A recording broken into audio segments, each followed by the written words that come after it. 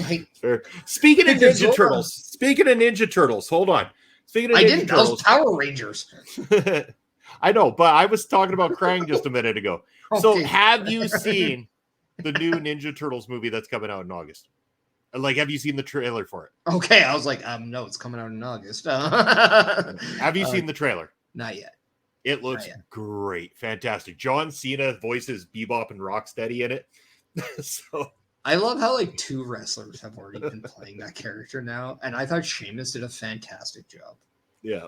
No, John Cena voicing them. This is so it's all animated. It goes back to them actually being teenagers, which is nice to see. Seth Rogen is behind the project and is one of the voices in it as well too. From the trailers, it looks great. They look like they're not quite there yet. They're not quite the heroes that they'll inevitably become. They're kind of dumb teenagers doing dumb teenager shit. Like there's a scene where they're on the rooftop and they're wanting to practice their throwing star training or whatever. So like, here, quick, grab a watermelon. They got Mikey standing there with a watermelon over his head and he's just shaking like this. And he's like, guys, why did you think it was a good idea to pick a thing that looks exactly like my head to throw the star at? And they're like, hopefully you don't die. And then they just throw the star and chop the thing right in half right above his head. And he's looking all scared. And all of a sudden, yeah. And he starts cheering and raving because they got out alive and had fun with it. Like, it looks like exactly what we need from a Turtles thing in 2023. Isn't that exactly what we think of the Turtles? Or just 4 idiotic people that just like know how to do their job really good. And sometimes they F up, but when it counts, they come together and win. Yep. And that's what I want to see. That's what like, I want to see that kind of cartoony, fun Ninja Turtles that we grew up on. Also, and just to go off, like I, not too lately, like I rewatched the Turtle movies, like the live ones, like the one where they're the real life type ones, right? Yeah. Man, the storytelling in that first one was phenomenal. Beautiful.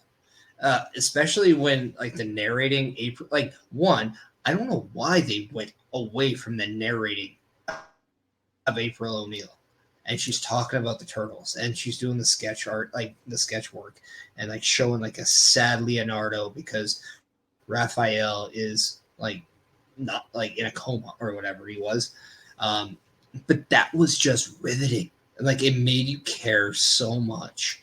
And I'm like, why did you guys lose that emotional upbringing in your story for the next one? And I totally forgot about the third one, which was absolutely hot garbage. Here's the thing. The first one was so much more closely related to the actual comic books. That's the way it came across, and that it had a bit of a darker tone, but it worked because the storytelling was strong. It still had that light comedy to it because the Turtles are teenagers. They're going to be a little goofy, going to be a little silly at times, but like you said, they come together. The narration was done beautifully. Cool thing is there was an episode of The Boar's Nest, Bubba Duke and OMD on the channel here, where they were Bubba Duke was talking about, and I believe this is a comic that was created that I believe they're making a Ninja Turtles game out of. It might be PC, it might be console, didn't quite catch that, but essentially what it is an avenging the death of your brothers kind of game. Like you are whatever turtle you pick and your brothers are actually taken away and murdered or whatever, and it becomes about avenging the deaths of your fallen brothers kind of thing. And I was like, wow, that's going deep on the side of the Ninja Turtles there.